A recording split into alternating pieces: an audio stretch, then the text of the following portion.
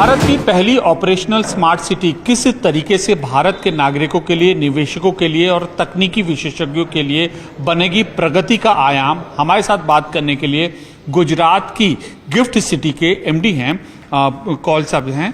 Sir, ये बताइए कि किस तरीके से जो हम ये गिफ्ट सिटी देख रहे हैं भारत के सपने को साकार करने के लिए एक महत्वपूर्ण कदम साबित होगी। देखिए, आज जहाँ पे आप खड़े हैं, जो ज़मीन यहाँ पे है, माननीय प्रधानमंत्री जी जब मुख्यमंत्री थे 2007 में, उस वक्त उनका एक विजन था कि क्यों नहीं हम जैसे लंदन हुआ, सिंगापुर हुआ या हांगकांग हुआ, ऐसा एक फाइनेंशियल सेंटर हम यहाँ क्यों नहीं बना सकते हैं।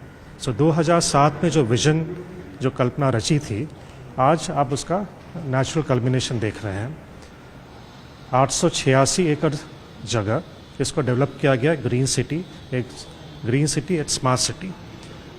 62 मिलियन स्क्वायर फीट कंस्ट्रक्शन हमारा प्लान है।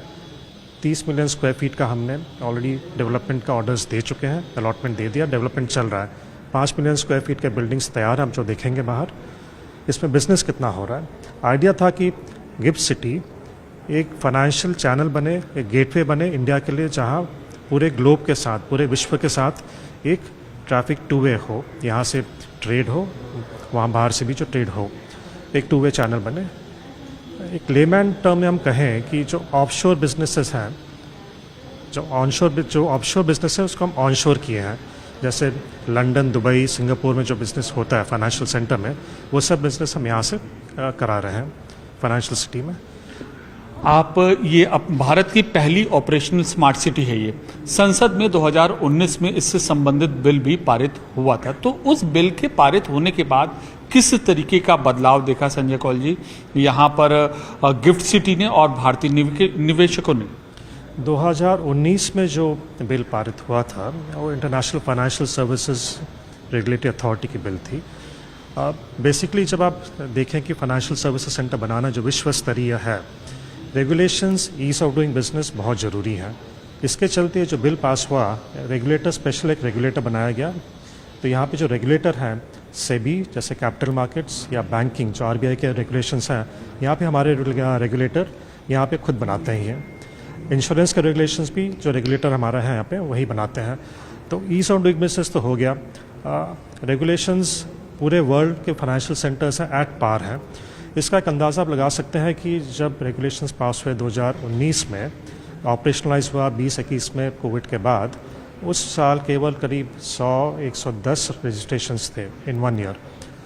पिछले क्वार्टर में 105 रजिस्ट्रेशन हुए, पिछले क्वार्टर, पिछले 3 महीनों में। बैंक्स 35 हैं, जिसमें से 17 फॉरेन बैंक्स हैं। उनके जो कुल मिला के एसेट होल्डिंग साइज़ है $102 बिलियन है। कैपिटल मार्केट्स जो हमारे NSE, BSE के इंटरनेशनल स्टॉक एक्सचेंज है, उनका पिछले क्वार्टर में 6 मिलियन ट्रेड्स कॉन्ट्रैक्ट्स हुए, जिनका करीबन $269 बिलियन उनका टोटल ट्रेडिंग हुआ है in terms of value. Insurance companies है, री इंश्योरेंस कंपनीज हैं, फंड्स हैं, करीबन 200 फंड ऑपरेटर्स यहाँ पे हैं। तो आप समझ सकते हैं कि किस पेस पे हम ग्रो हो रहे हैं। हमारा जो विश्व में जो रैंक था जब हम यहाँ पे शुरू किए थे, हम पहले 100 में तो थे ही नहीं, आज हम 43 नंबर पे हैं। अगर हम ये तस्वीर देखें इस सिटी की, इस गिफ्ट सिटी की, पूरी यह परिकल्पना है जो पीएम मोदी के नेतृत्व में यह रची गई है।